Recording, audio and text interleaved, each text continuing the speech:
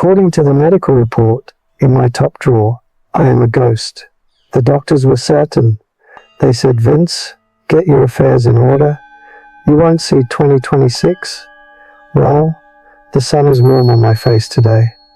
I'm still here. But for 60 years, I didn't live. I just existed. I treated time like cheap water from a rusty tap, assuming it would never run out. I was a checkbox man. I traded my life for a corner office and people who didn't care about me. I paid a high price for that success. Now I am living in overtime.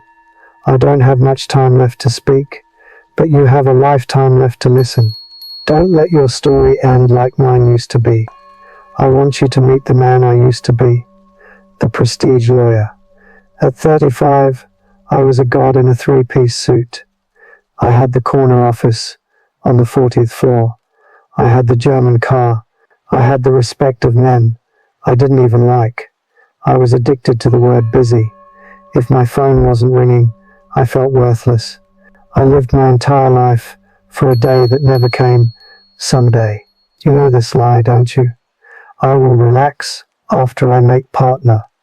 I will take my wife to Italy after we pay off the beach house. I will play catch with my son when this case is closed. But the case is never closed. The inbox never emptied. I was a checkbox man. I thought life was a list to be conquered. Get the degree? Check. Get the promotion? Check.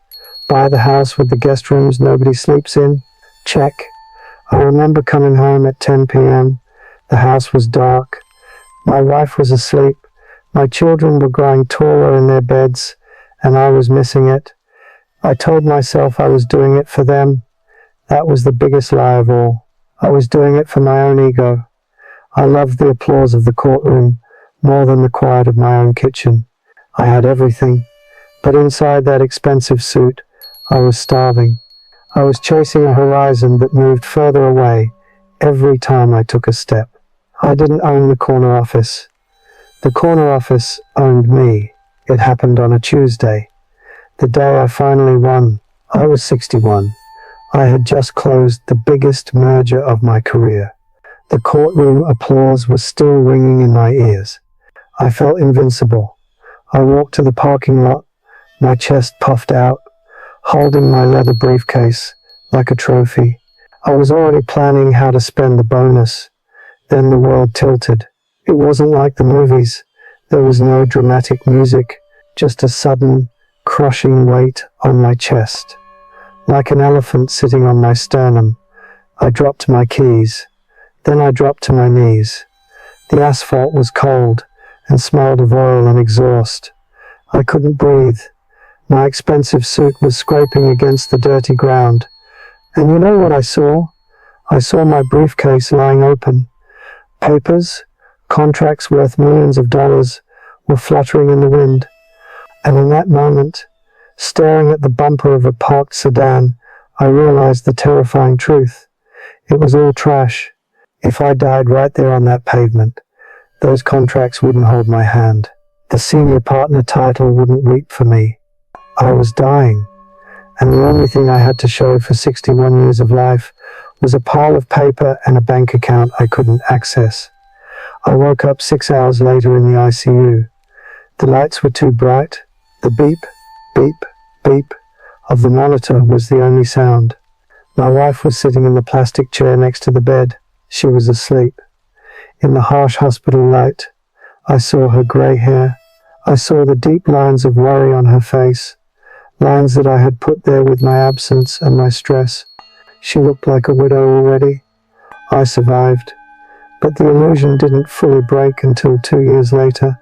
My colleague Arthur didn't survive. Arthur was 74. He was the Iron Man of the firm. First one in, last one out.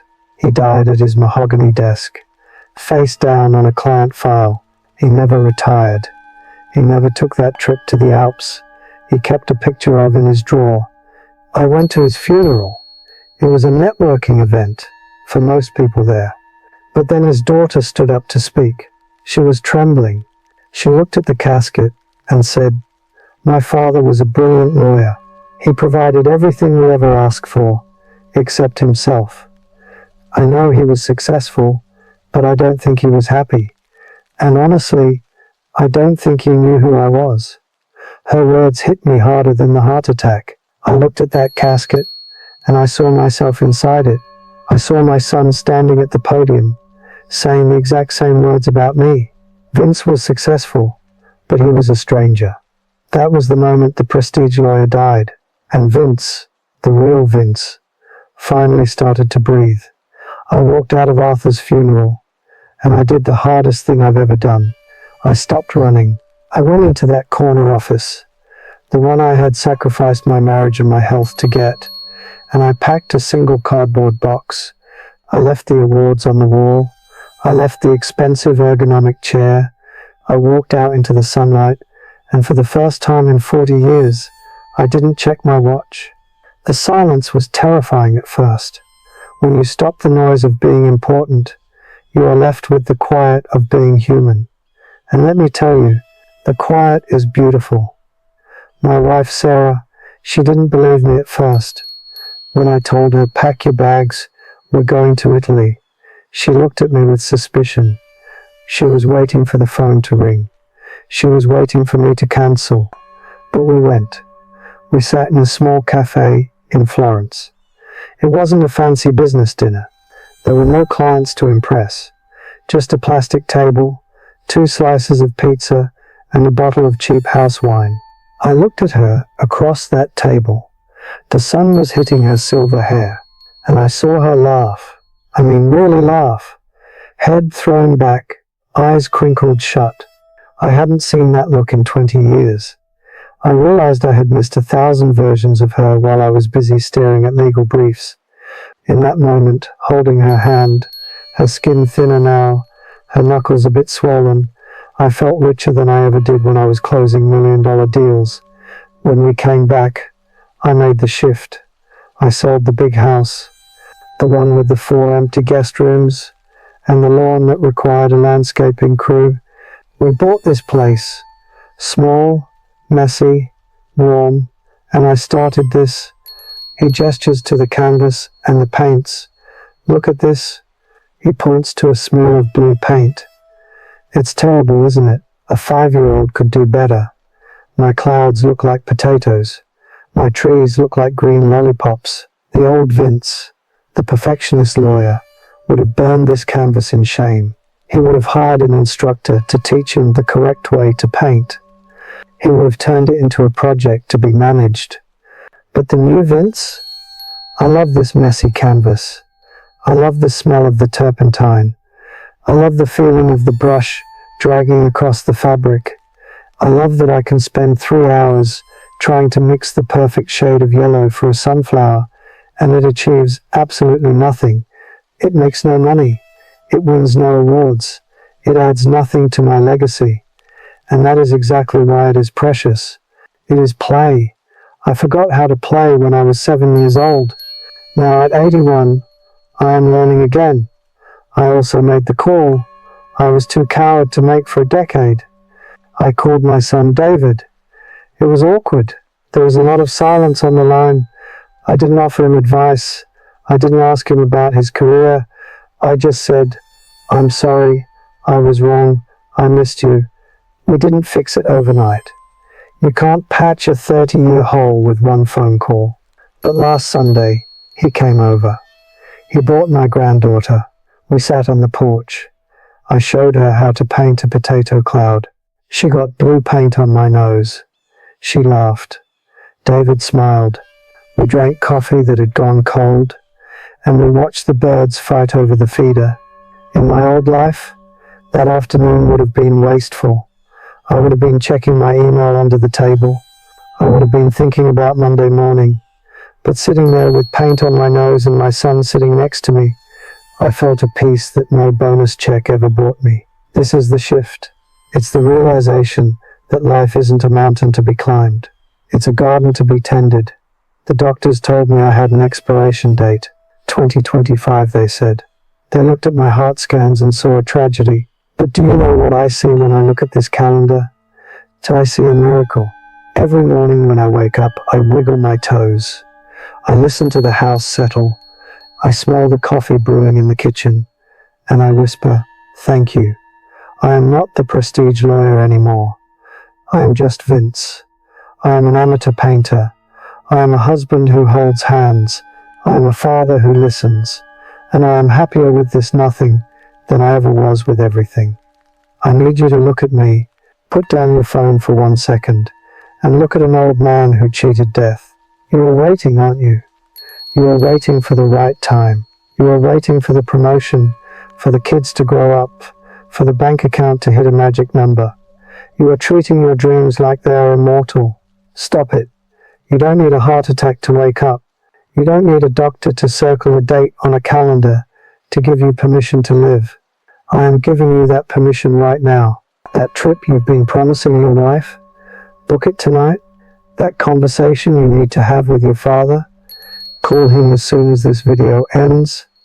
That hobby you think is useless, go buy the paint. Your life is not a dress rehearsal. This is the show. And the curtain can drop at any second. Don't let your someday turn into never. Don't be the man who wins the lawsuit but loses his soul. I survived 2025 to tell you this. Go live, right now, before it's too late. I know exactly what you are telling yourself right now. I can hear the excuse forming in the back of your throat, because I choked on it for 40 years. You are saying, "Vince, you don't understand. I have to grind now so I can enjoy life later. I'm building a future." Listen to me closely. You are not building a future. You are mortgaging your present. The world has sold you a poisonous lie. It tells you that life is a waiting room. It tells you that happiness is a destination you earn after you've suffered enough, worked enough, and saved enough. It tells you that the perfect time is coming. It is not coming. The perfect time is a myth designed to keep you on the treadmill. There will always be another bill, another crisis, another deadline. If you wait for the noise to stop before you start listening to the music, you will wait until your ears are deaf. I looked at a calendar that said I would be dead by now. Do you know what that teaches you? It teaches you that later is the most dangerous word in the English language. Later is where dreams go to die. Later is where apologies are left unsaid. Later is a comfort to the ego, but a thief to the soul. Stop banking on your own immortality. You are fragile. You are temporary. And that is exactly why you must be fierce with your joy right now. So here is my request. Do not close this video and go back to scrolling. Do not go back to work immediately. I want you to do one thing today that makes no money and earns no status. Go outside and just stare at a tree for 10 minutes. Call your mother and ask her about her childhood, not her health. Eat a meal without a screen in front of your face. Steal back 1 hour of your life from the checkbox. I survived 2025 to give you this message, but I cannot promise you 2026, and neither can you. The clock isn't ticking for me anymore, it's ticking for you.